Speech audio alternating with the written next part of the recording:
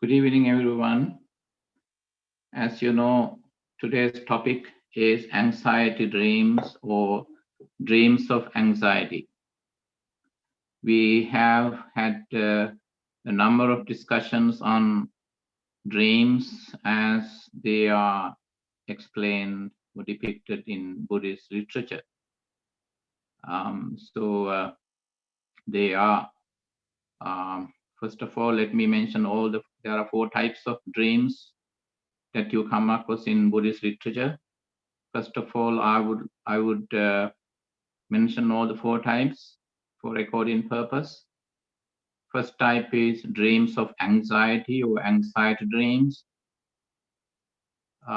Second one is past life or karmic dreams. And the third type is supernatural dreams. And the fourth type is prophetic dreams. Those are the 4 types of dreams. Once again, the first type is dreams of anxiety or anxiety dreams. The second type is past life or karmic dreams. And the third one is supernatural dreams. And the fourth last one is prophetic dreams. Today, our focus is on the first type of dreams, which is dreams of anxiety. In Pali, it's called Dhatu Kobha. Let me spell for you. DHATUKKHOBHA.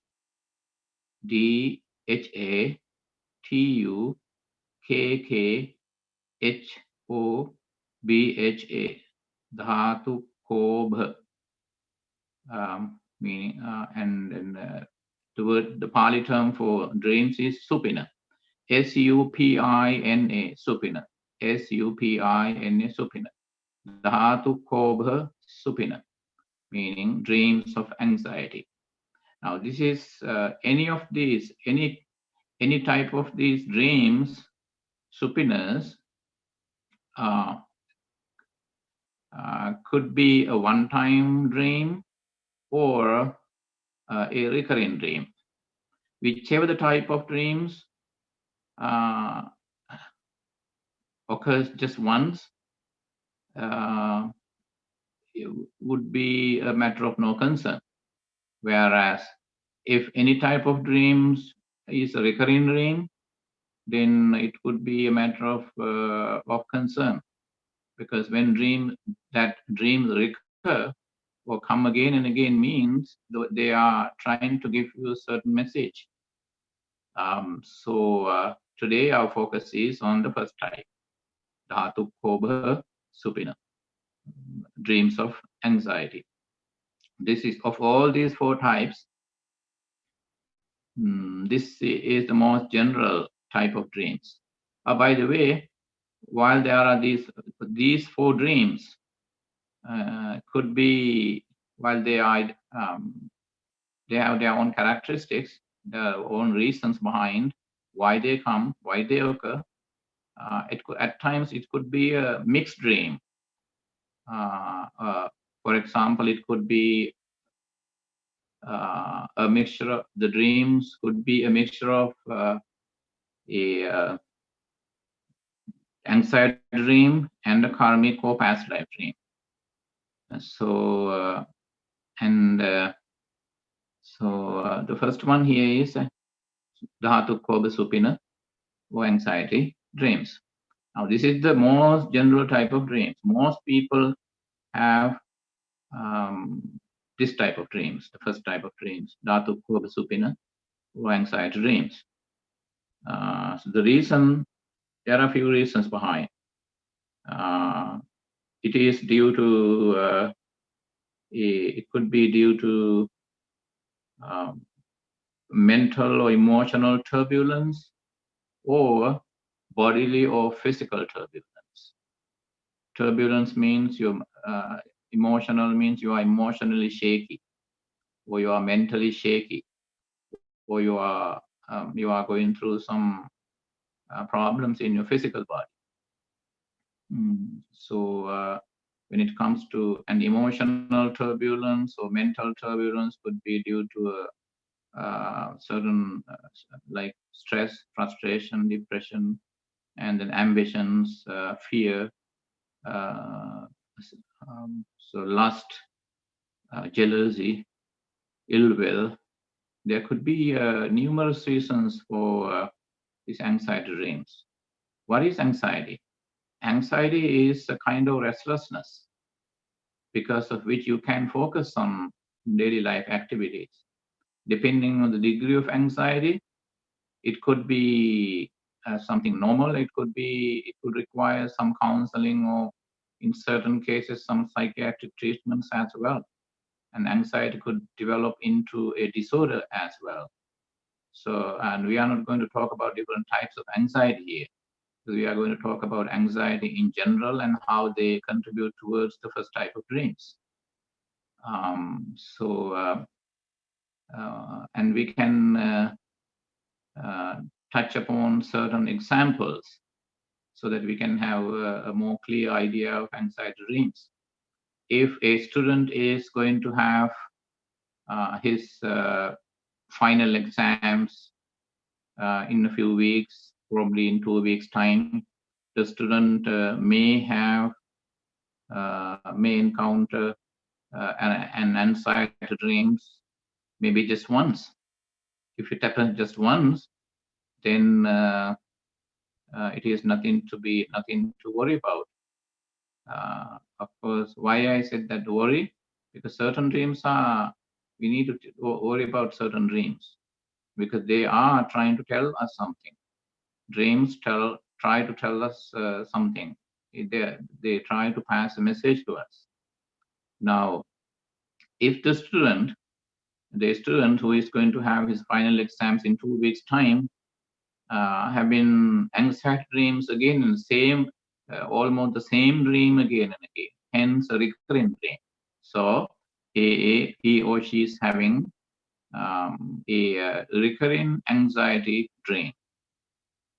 So that it means then at that point, even though a dream recurs, the way it appears could be its background could the way it appears to you could be different, but the background is the same. For example, now students is having an anxiety dream in his or her anxiety dream.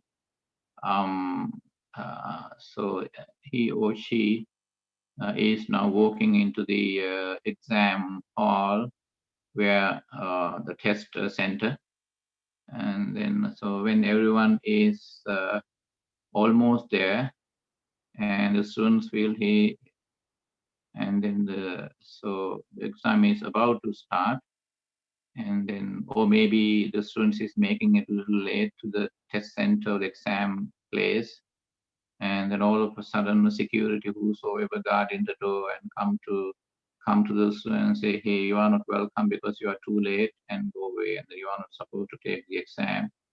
And the students would wake up screaming in fear, sweating in fear. And when the student wakes up, he or she would see that it was such a dream, lucky. And then the student would think to himself or her, oh, lucky me. It's not real life situation. It's an exam. It's a dream. Lucky me. So that is, and lots of students have told me that they have these anxiety dreams. Or if you are applying for a job, or you are applying for a job promotion, and it's highly competitive, and there are a few qualified people applying for the same position, and then you are trying to, and you have sent your application in, and you are anxious to get the job. Probably you are more qualified, maybe.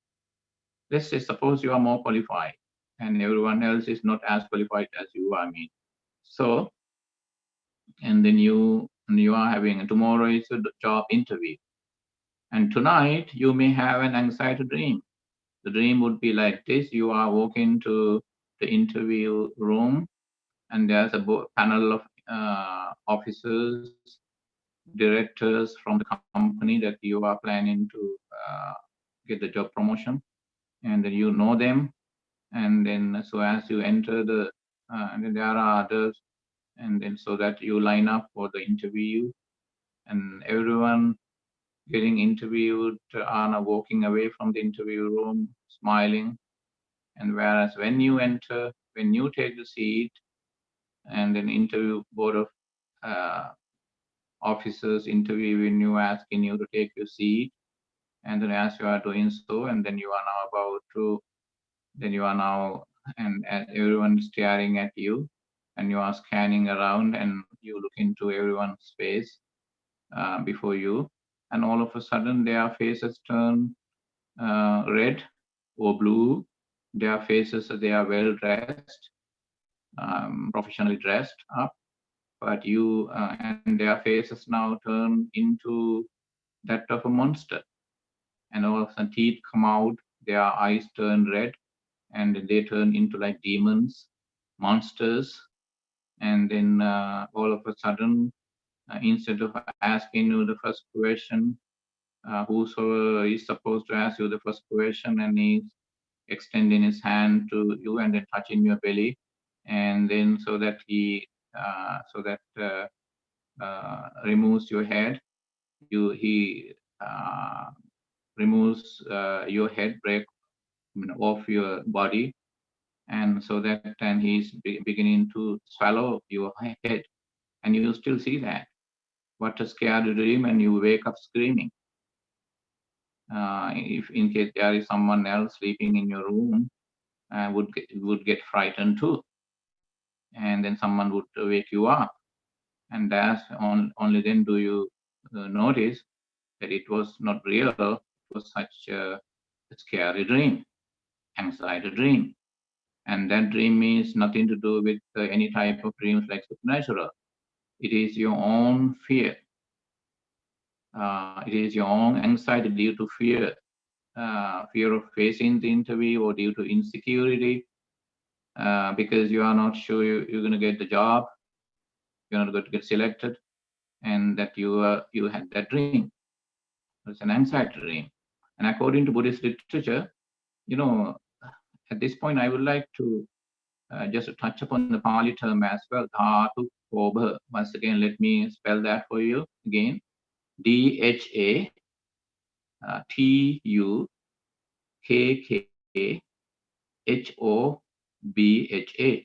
Dhatu Kobha. Dhatu means element or chemistry. It has different meanings. When it comes to Dhatu here, when it comes to our individuality, our persona, Dhatu means element or basic energy or chemistry. So the general translation for at this point is excitement of energy, or excitement of elements, or chemical imbalance. Chemical imbalance in your body due to emotional upheaval, or physical upheaval in your physical body, emotional / mental turbulence, or bodily or physical turbulence. So that's called Dhatu Kobha. So, and then in the winter time, maybe due to cold, and you get cold, you get fever, and you get viral flu, and during in the flu season, or you get, especially here in Florida, people easily get pollen allergy, and they all fall under Dhatu Kobha, excitement of elements or chemicals, kind of chemical imbalance in your body, and with added emotional fear. And it could be because the body and mind are two different mechanisms, but together they form one single mechanism called our selfhood. So, and that's what Dhatu Kobha means. Now, So that's some example of anxiety dreams. And the Buddhist literature also talks about another reason for anxiety dream, that is medication. Medication could create anxiety dreams, can pave the way for anxiety dreams, certain medications. I have personal experience. So after my surgery in December, I had a few anxiety dreams purely due to medication. And later on, when I had those dreams, I did some research online too, and this one I came to know about lots of important, fascinating information about anxiety, and anxiety dreams.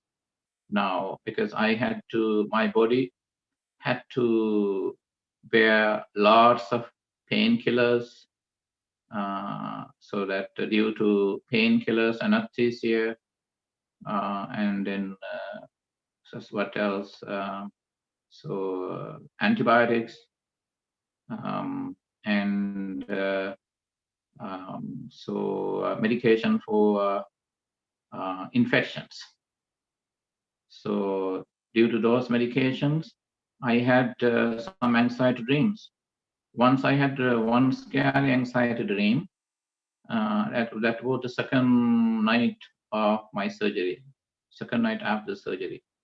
Now, a nurse, a healthcare worker, was now approaching to give me a vaccine. As she injected the medicine into my IV, from when she administered the vaccine or the medication from my IV, and then I happened to I felt intense pain, and then it was a beautiful nurse, and she was smiling at me with me, and then as I looked up and look at her face was now turning different. I mean, it was turning red, and then she was now having the face of a monster, scary monster, and then she started laughing, giggling, and then I got my body separated from my torso, and then now she was taking the lower part of my body away, and now she's standing. She was giving me a scary look, holding the lower part of my body, and then she started eating it, and then I woke up. I didn't scream for sure. I woke up, and then I was sweating. I was really perspiring. Was really sweating. And then I thought about, I had some water, and then went into meditation and told myself, convinced myself it was due to medication that I had that anxiety dream. So that's due to medication. So it could be due to mental and physical turbulence. And then both mental and physical turbulence, emotional anxiety, or both type of turbulence could lead to long-lasting anxiety, and then so that when you fall asleep, the anxiety would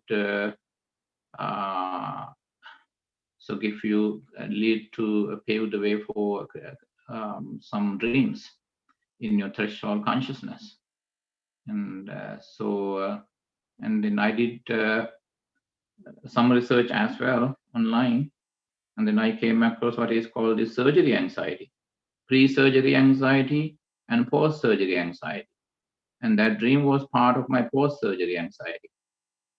And then that's all I could say.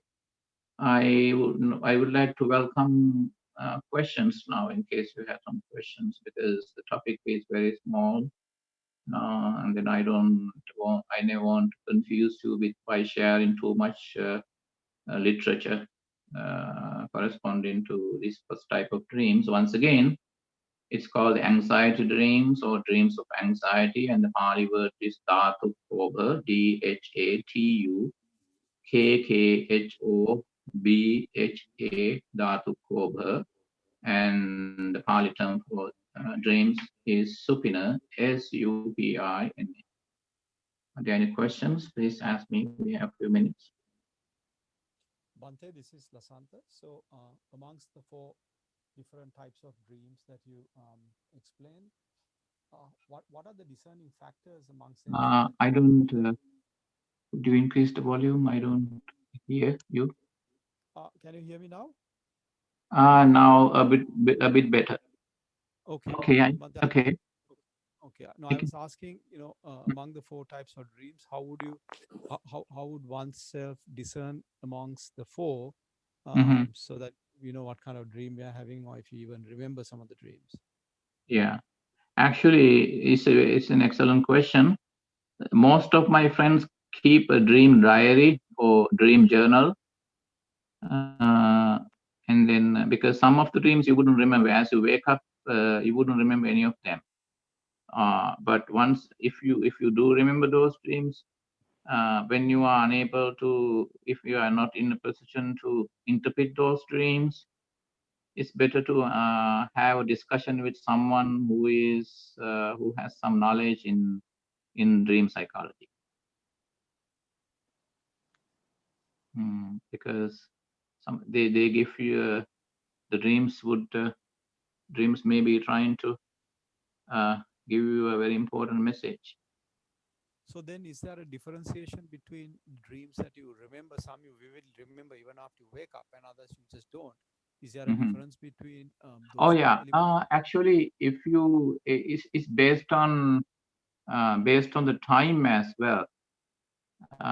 Let's say if you are too tired before sleep, and then when you wake up you are still tired and you are emotionally, I mean, you are lethargic, and you had during the day you drain your energy a lot, and due to those reasons there could be different reasons why you don't remember the dreams. But depending, there's no nothing special about based on the kind of dreams that you do remember and you don't remember. So there's no difference to that effect. So why you don't remember is because uh, you were too tired to remember them. I mean, you were still tired as you woke up, and that's why your memory level, you couldn't memorize it. I mean, your subconscious mind couldn't register it properly. But again, lots of people have told me that they will remember the dream later on. So based on how much you remember, how much you don't remember, there's no particular clear answer to whether the degree uh, uh, of the degree of the dream that you remember, there's any difference. For example, I have had recurring dreams a lot, so that during the first few years, I wouldn't remember those recurring dreams.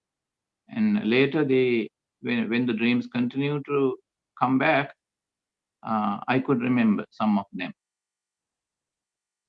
So at times, I could only remember the fragments.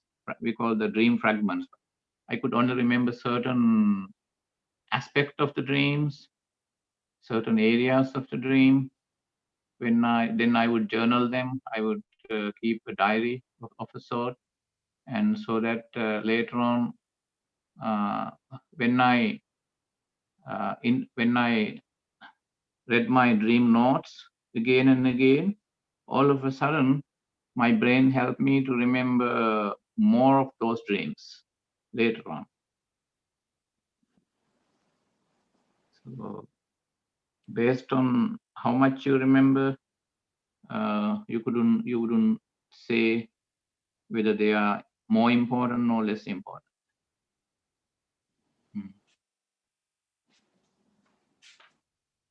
Because by the time the dreams happen, you were aware of them and they were clear. You don't remember when you wake up. So depending on your energy level, you may not remember them, but the dreams themselves are not less important or more important, because you remember them well, or you remember them at all, or you remember a little bit of the dreams.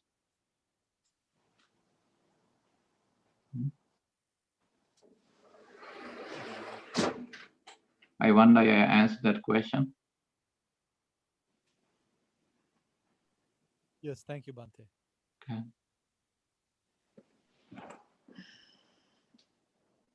Any other questions? If not, we can start the meditation. So remember the last week we changed the order of our program.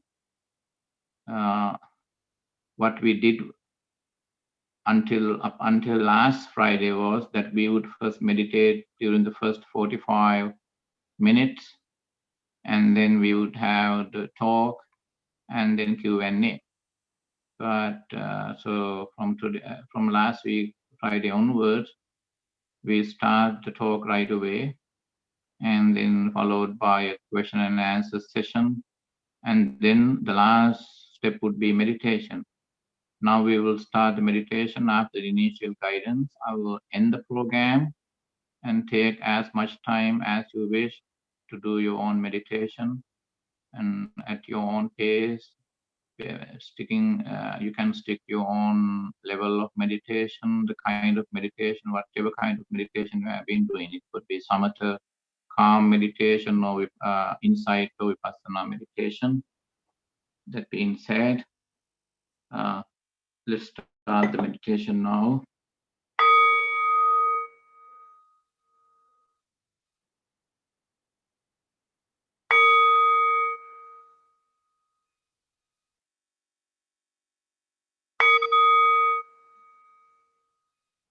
Sit in a comfortable position with your back upright. Leave your palms together on your lap and slowly close your eyes. Take a few long, deep breaths. Breathe in longer and deeper, and breathe out longer, deeper. Breathing in longer, deeper. Breathing out longer and deeper.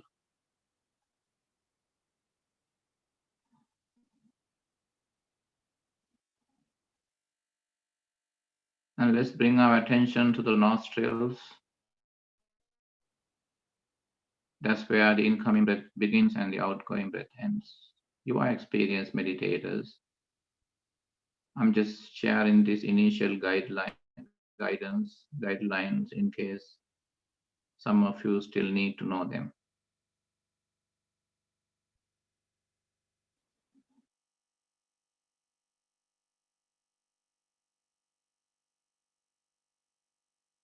And be aware of two kinds of distractions, internal or inner, and external or outer. Internal distractions are any feeling, any thoughts, any memories, any tendencies of the mind, any sensations that would kill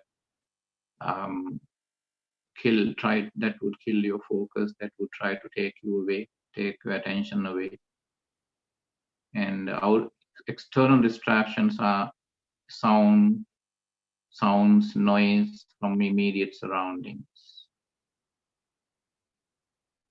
We don't get agitated by those distractions, but simply observe them and let them go as they occur.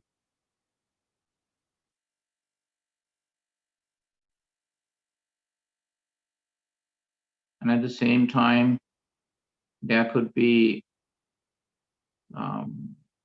mental pain or domanasas, or physical pains or dukkha's. As domanasas and dukkha's and domanasas occur, and then do not complain against those domanasas or mental pains and dukkha's or physical pains, bodily pains. Instead, be happy that you are being given an ample opportunity to understand the changing, impermanent nature of your body and mind. As we age, we can be the same young people like before. Certain mental pains are due to our inability to accept that we have to change based on our age and based on the condition of our physical body, our biology.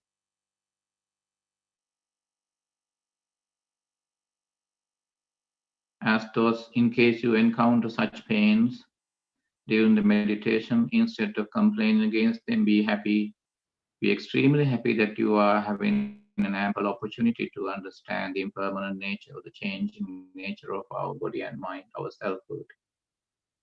And you are not the only one. I'm not the only one going through that.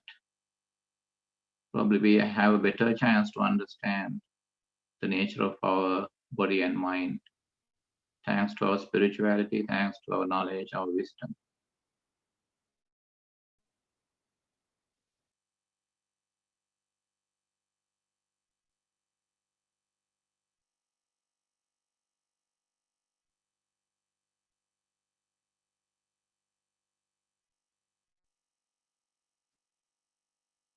And please continue to meditate. And I would, at this point, end the meeting. And I would continue with my own meditation. You may continue with your own meditation as long as you wish. And wish you a peaceful night and weekend until we meet next Friday. And please continue your meditation. Thank you.